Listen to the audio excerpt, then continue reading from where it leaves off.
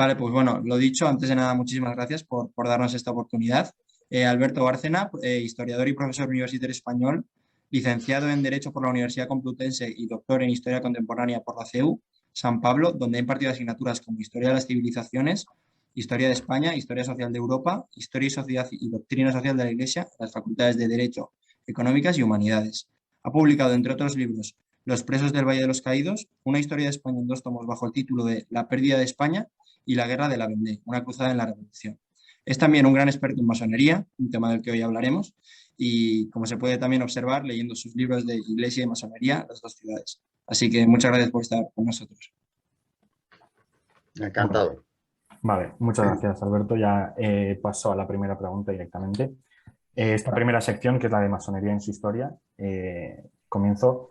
Históricamente, siempre se ha sabido, la masonería siempre estuvo asociada a los gremios de constructores catedralicios. Sin embargo, la masonería moderna pues, toma unos rasgos pues, completamente diferentes, más relacionados con la especulación, con la filosofía, con el deísmo. ¿Cómo se opera este cambio en la historia? Sobre todo desde la sorpresa que puede resultar que desde unos gremios, pues desde el inicio cristianos, ¿a qué razones responde este cambio a algo pues, deísta, secularizante, etcétera? Bueno, yo creo que para aclararnos nos podemos ir olvidando de los gremios medievales por completo, Vale. porque efectivamente existieron, pero es verdad, como usted dice, que eran gremios que parecían más bien cofradías, se encomendaban a algún santo, tenían una vida de piedad, eran manifiestamente católicos, y bueno, sí, tendrían secretos de construcción como puede tener cualquier gremio profesional, ¿no? Pero hasta ahí llega la coincidencia. Lo que ocurre en 1717, que es el año en el que nace la masonería de la que estamos hablando, la auténtica, la masonería especulativa que llaman generalmente, es algo que no tiene nada que ver con la Edad Media. Tiene mucho más que ver con el protestantismo, porque por eso nace en el mundo protestante, tiene mucho que ver con la lucha contra la Iglesia Católica, evidentemente, y desde luego cualquier precedente anterior, pues suelen ser precedentes muy desconocidos. Por ejemplo, el más inmediato es una secta secreta que tiene un gran paralelismo con la masonería, que era la Hermandad de los Rosacruz. Una hermandad que nace en Alemania en el siglo anterior, siglo XVII, que no llegó a tener nunca la extensión de la masonería, pero que buscaba más o menos lo mismo. Es decir, parten de un mito fundacional creado por ellos mismos, la muerte de un tal Christian Rosenkreuz, cuyo cuerpo aparece misteriosamente, había muerto hacía ya siglos. Aparece su tumba y su cuerpo, que además despide una luz verdosa. Bueno, es una historia muy turbulenta, pero esta hermandad lo que dice, para ir al grano, es que Christian Rosenkreuz fue un gran sabio que quería hacer un gran cambio a nivel mundial, hacer una gran reforma. Los Rosacruz tienen 3 manifiestos en los que hablan de lo que se proponen hacer. Y uno de ellos, aquí está la clave, más breve y más importante, es dejar el mundo como Adán lo encontró. ¿Eso qué significa? Borrar del mapa por completo toda la historia sagrada y de manera muy concreta el Evangelio. Esto tiene que ver mucho con la masonería, cuando la masonería, en sus palabras de paso, hay 2 sobre todo que definen bien cuál es el propósito de la secta, que es solve et coagula, disuelve y coagula, es decir, destruye lo que existe, porque sin eso no podrás construir ese mundo que es como Adán lo encontró, es decir, empezar a hacer un hombre y un mundo completamente nuevos. Toda la herencia cristiana, y muy específicamente la católica, desaparezcan de manera definitiva. Y otra palabra de paso de la masonería, que también coincide con el Rosacruz, orden del caos. O sea, el orden que ellos buscan tiene que venir de un caos previo. Sin destruir lo que hemos conocido, lo que hemos vivido, en el mundo que hemos nacido, no se puede construir el que ellos quieren. Entonces, con esto se entenderá mucho mejor por qué la masonería ha sido revolucionaria. Es una gran internacional desde que nace y ha participado en todas las revoluciones que ha habido en el mundo a partir de la francesa. En algunas de forma mucho más clara. ¿Y esas raíces protestantes de la masonería que usted ha mencionado, en qué consisten concretamente? Bueno, vamos a ver, los fundadores de la masonería son clérigos protestantes. Por supuesto, no hay ningún católico entre ellos. Hace unos años, Monseñor Rabasi, que preside el Consejo Pontificio para la Cultura, hablaba de nuevo de abrirse al diálogo con los queridos hermanos masones. Pero eso es una falacia porque, tal y como lo presenta, puesto que ese diálogo ya se ha mantenido. La Conferencia Episcopal Alemana, lo cuento en todas las entrevistas, mantuvo más de 6 años de conversaciones con la Gran Logia de Alemania y la de Inglaterra para ver si era posible que alguna de las ramas masónicas permitiesen una doble pertenencia a la Iglesia y a esa rama de la masonería. Aunque la verdad no sé por qué se preguntaban esto, porque todas las condenas pontificias, y estamos hablando de cientos de documentos que no han sido derogados jamás, condenan la masonería sin hacer excepción alguna. Pero bueno, Rabasi sigue hablando como si esto no hubiera ocurrido, de abrirse al diálogo. ¿Qué tiene que ver el protestantismo? Pues vamos a ver, Lutero no lleva a cabo una reforma. Ahí hemos caído en la trampa de utilizar un término equívoco, porque la palabra reforma tiene una connotación positiva. Se suele reformar para mejorar algo. Él no hizo tal cosa. Él rompió la cristiandad, destruyó la Iglesia Católica en una gran medida. Media Europa se fue detrás, también por una cuestión económico-política, ¿no? La ambición de los príncipes, que se constituyen en jefes de la Iglesia y propietarios de los bienes eclesiásticos, ¿no? Pero claro, de paso Lutero se ha cargado todos los sacramentos, salvo 2. Los canales de la gracia. Nada menos. Es decir, que las consecuencias, si hablamos de la historia de la salvación, que tiene la ruptura luterana, son verdaderamente incalculables desde la óptica de este mundo. Aquí no vamos a poder calcular qué daños espirituales se han derivado de esto. Pero hay algo que es muy importante en esa mal llamada reforma, y es lo de la libre interpretación. Yo me salvo por la fe. Luego, mis obras no cuentan. O sea que el concepto de pecado, que es ajeno a la masonería por completo, pues a un protestante en realidad también le es ajeno. Por eso no tienen el sacramento de la penitencia. ¿Para qué? Si la fe sola les sirve.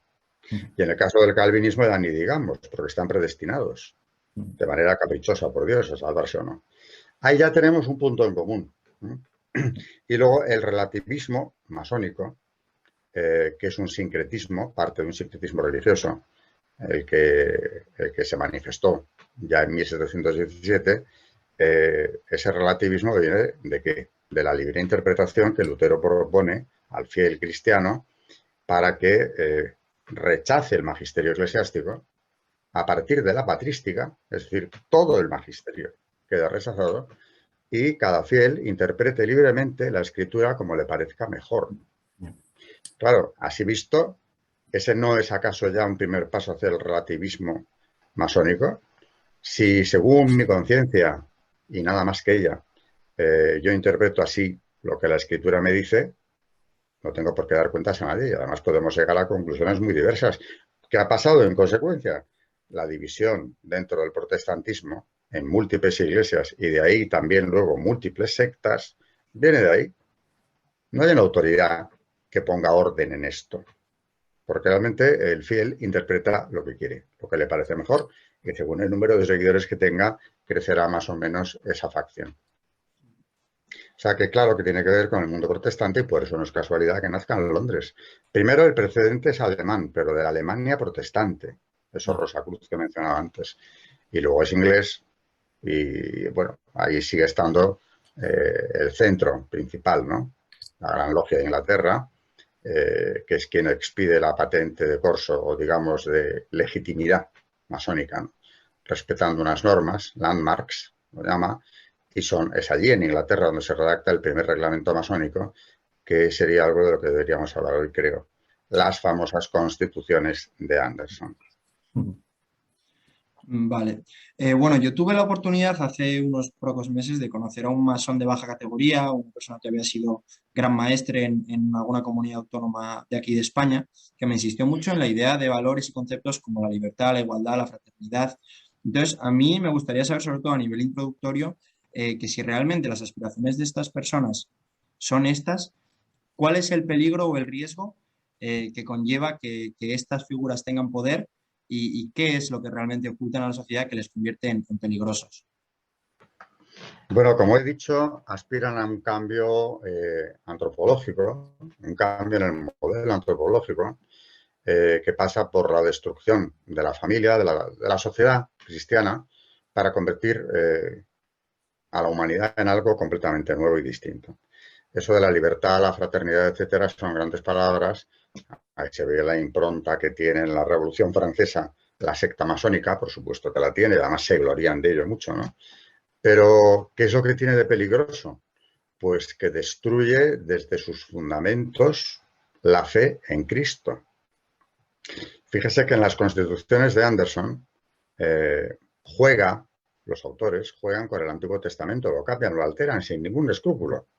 Pero del Evangelio ahí ni entran. De Cristo mejor ni hablar.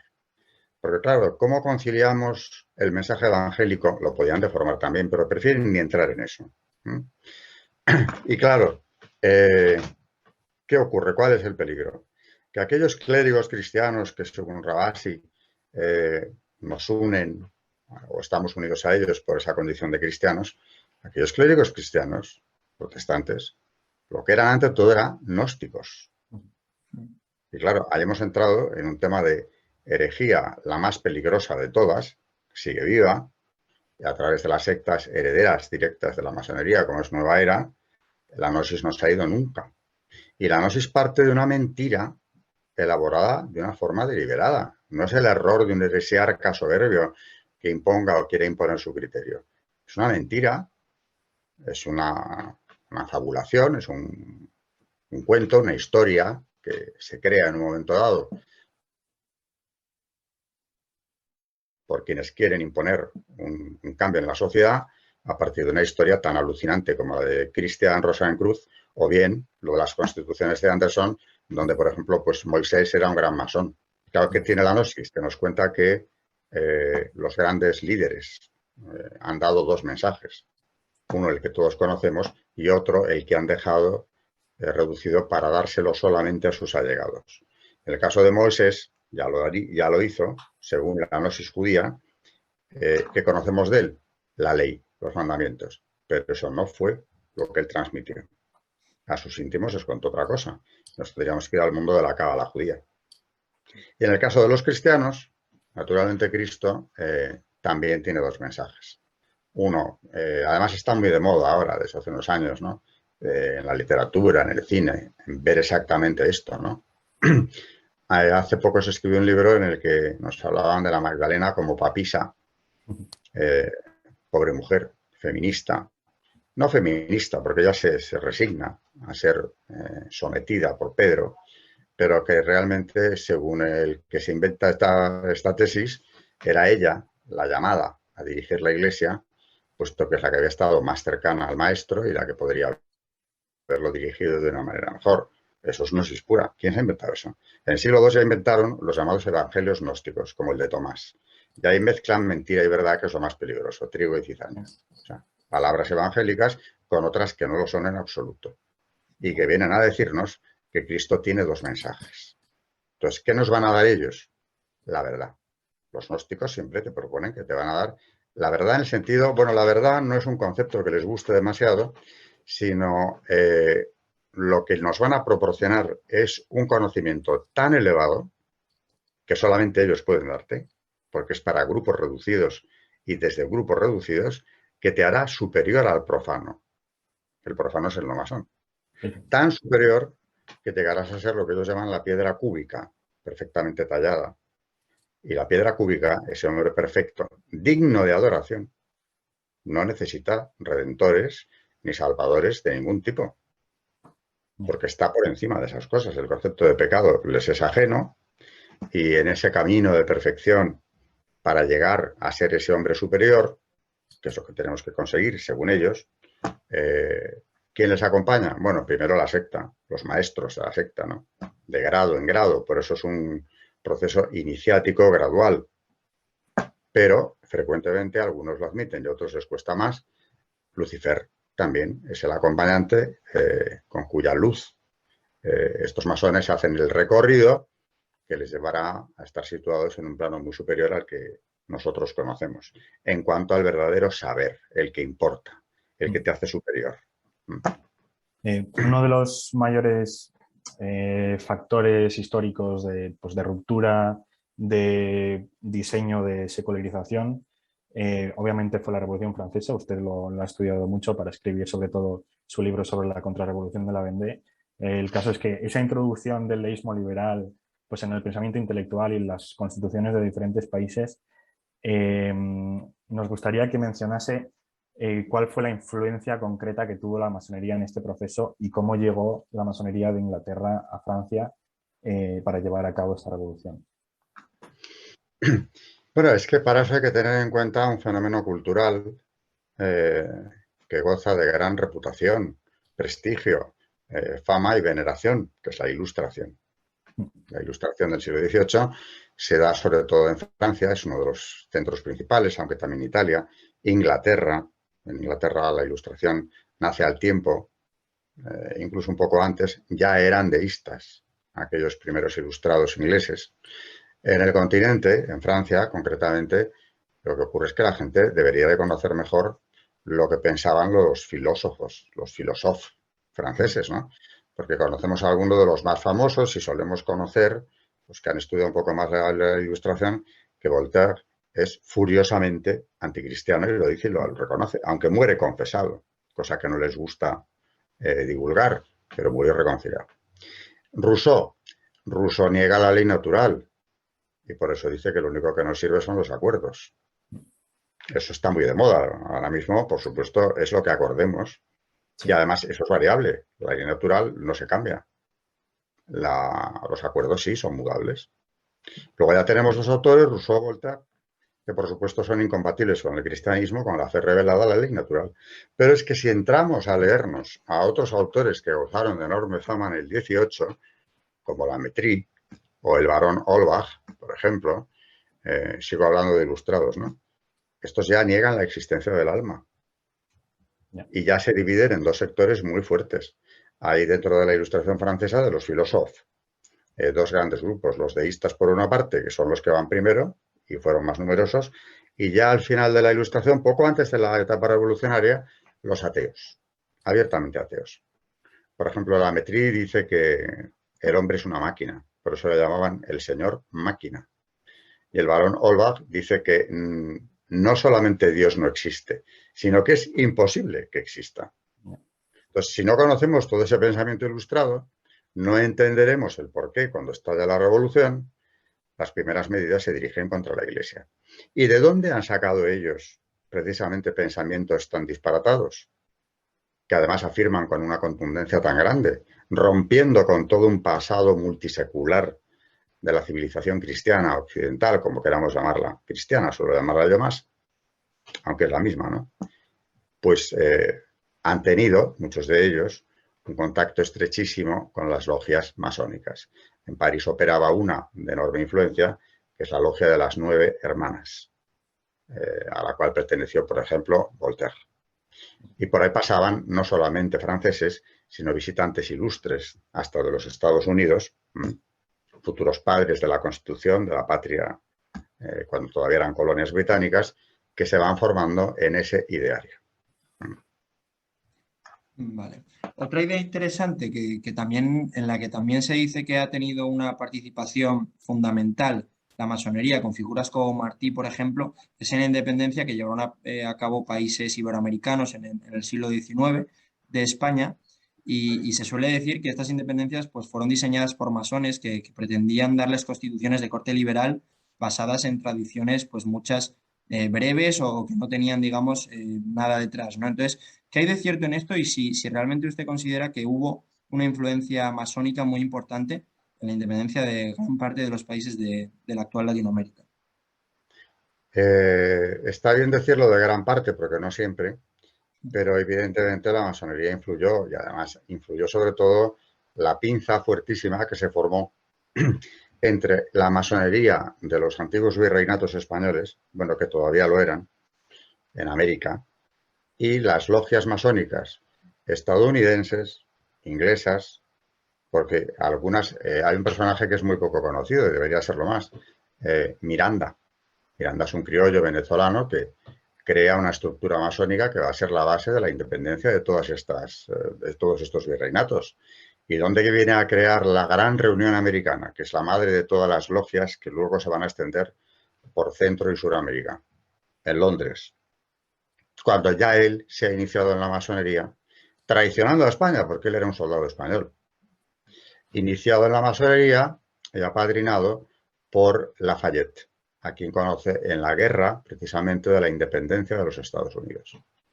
Luego, claro que interviene, y lo que es muy triste, el famoso trienio liberal que siempre ahora se explica en los colegios como una maravilla, ¿no? Los 3 años de liberalismo, en los cuales la Constitución de Cádiz por fin se aplica, procede de una tradición difícilmente comparable a otras. Porque el ejército español, que tenía que partir hacia América para someter los últimos focos de rebelión, la primera expedición había sido exitosa, no llega a partir porque se sublevan, bueno, varios oficiales consiguen la sublevación de aquel ejército expedicionario en las Cabezas de San Juan. Son masones todos. El manifiesto que se lee en aquella rebelión lo ha escrito Mendizábal, el futuro ministro que llevó a cabo la desamortización.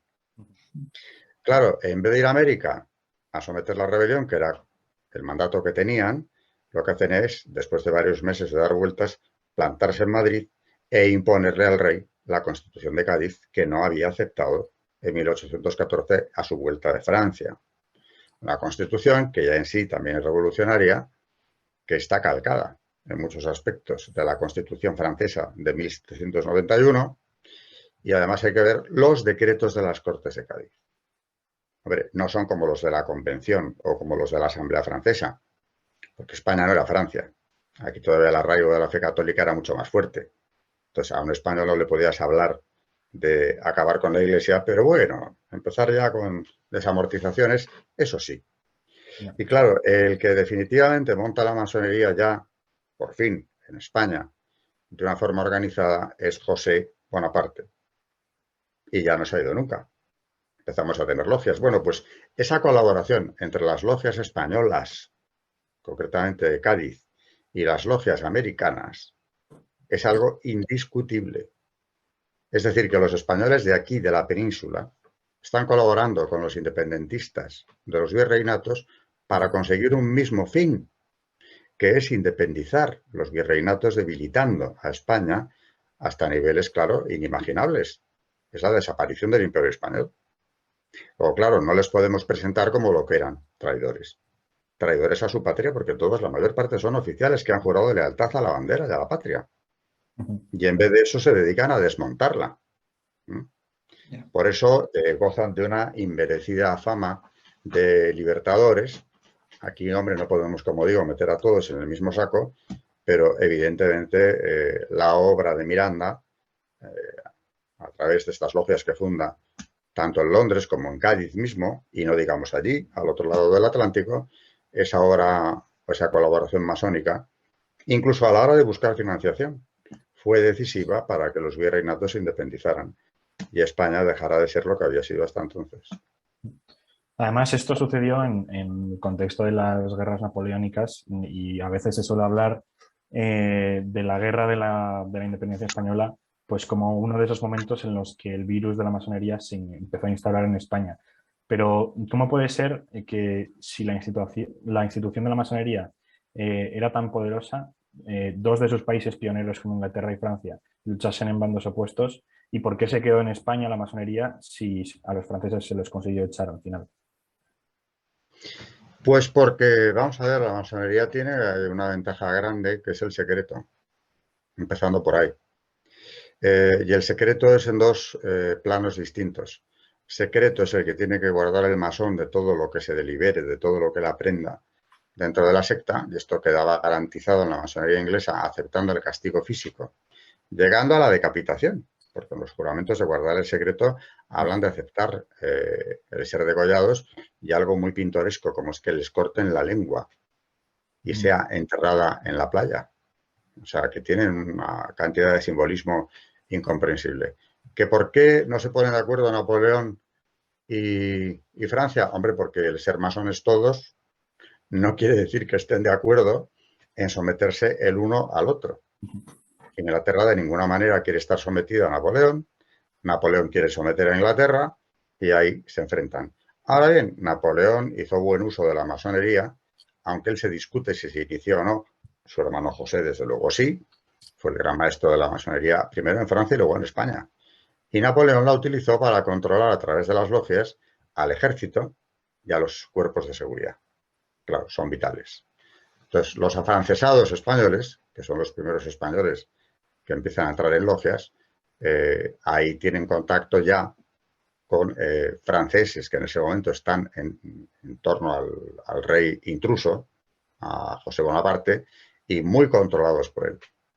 Y José Bonaparte, que tiene tan buena fama y que muchos españoles incluso han llegado a escribir o decir que ojalá se hubiera quedado, porque era un rey liberal que hubiera llevado a España por los caminos de la modernidad, José Bonaparte es un rey nefasto y además no se habla de esto tampoco, pero lleva a cabo también él una primera desamortización más seria que la que ya había o iba a poner en marcha el propio Godoy, prohíbe las ordenaciones sacerdotales, realiza las primeras exclaustraciones.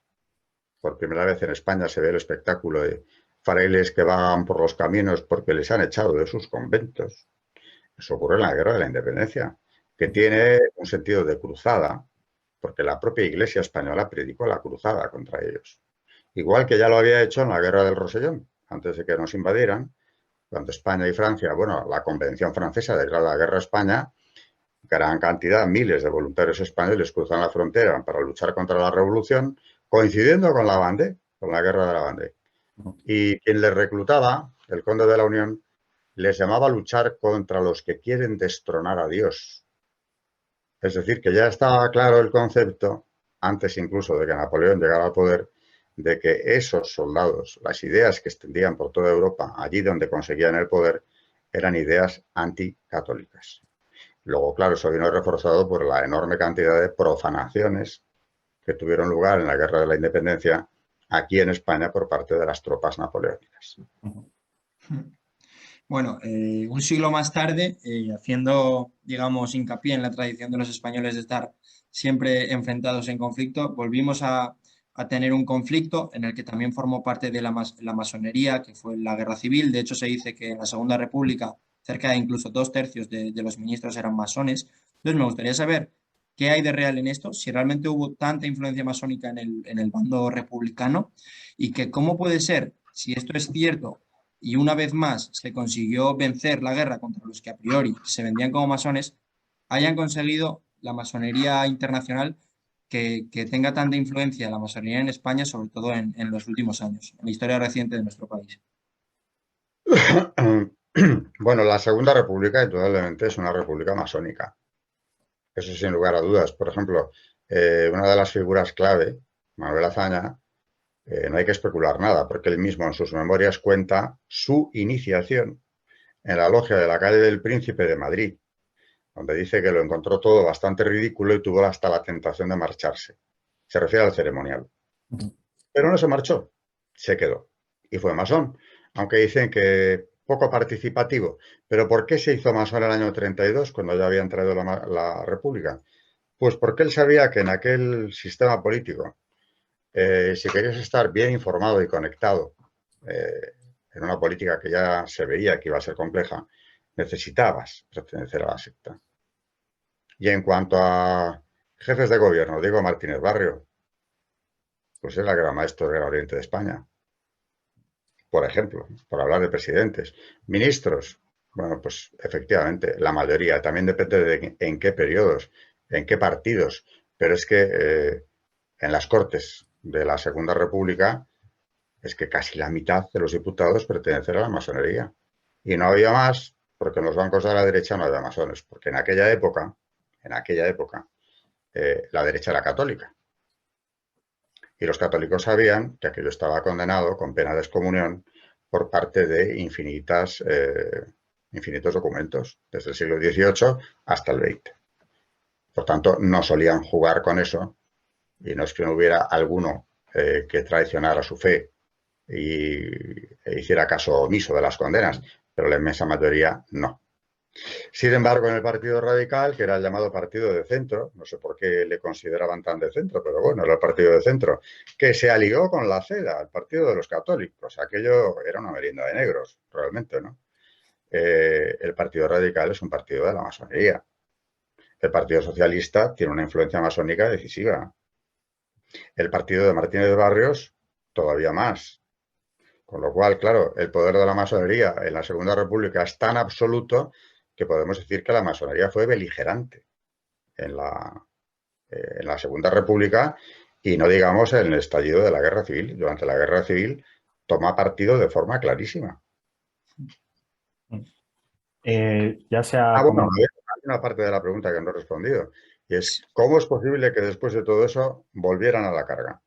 Porque Franco ya en plena guerra prohíbe la masonería, bueno, se persigue la masonería, en el 40 establece un tribunal para represión de la masonería y del comunismo, las dos fuerzas que él llamaba antiespañolas, vinculadas entre sí, aunque parezca curioso, y ese tribunal funciona hasta el año 63. Entonces, claro, ahí no pueden decir que son cuentos todo lo que Franco hablaba de la masonería. ¿Por qué? Porque se reunieron una enorme cantidad de sumarios. Y los sumarios son documentación que se acumula para probar la culpabilidad o la inocencia del reo o del procesado, ¿no? Han dicho verdaderas locuras, como por ejemplo el Parlamento de Baleares en el año 17, celebrando el tercer centenario de la masonería, pedía que no se matasen ya más masones. ¿Pero quién los ha matado? Por ser masones. Nunca, jamás. El tribunal de Franco, lo más que te podía condenar era a 12 años de prisión y dependía del grado que hubieras alcanzado en la masonería. Ahora, ¿qué pasa? Que cuando Franco ya está en su última etapa, empiezan las logias a volver a España de forma encubierta, empiezan a posicionarse y en plena transición democrática logran ser legalizadas. Y a partir de ahí volvemos a empezar la película donde la habíamos dejado. Y esta vez con encima participación en la derecha también. Y esta vez con ese agravante.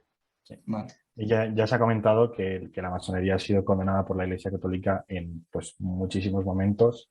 Pues por ejemplo por el Papa Clemente XII, el Papa Benedicto XIV, tenemos pues la famosa encíclica de León XIII, Humanum Genus. Sin embargo, hoy día yo por lo menos he escuchado muchas veces a quien dice que no hay ninguna incompatibilidad entre la fe o la libertad de conciencia religiosa y la pertenencia a una logia y que de hecho la masonería fomenta esa libertad de conciencia, ¿no?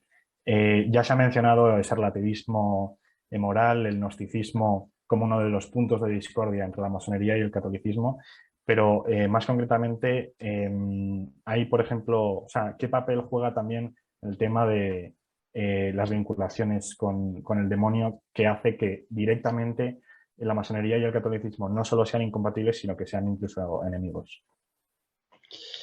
Como he dicho antes, ellos de Satanás no hablan, hablan de Lucifer. Lucifer les ilumina, les acompaña durante su trayecto, ¿no? Y lo distinguen como una criatura muy distinta. Pero luego en las logias se venera un ídolo de aspecto claramente satánico, que es Baphomet. Ellos juegan con los nombres bastante, no le llaman Lucifer, pero a Baphomet se le venera. Y sobre todo en ciertos grados, en ciertos rituales, según qué grado. En el grado 29 hay una consagración a Baphomet, que tiene cabeza de macho cabrío, por si acaso. Torso humano y patas de cabra, ya me contará usted qué es eso, ¿no? Bueno, Lucifer es el portador de la luz. A Lucifer, Albert Pike, uno de los masones más destacados de los Estados Unidos en el siglo XIX, le compone un himno, que ahí está, lo podría leer. En el siglo XX seguimos igual. Carducci en Italia compone unos versos, pero a Satanás, ya no a Lucifer, era masón.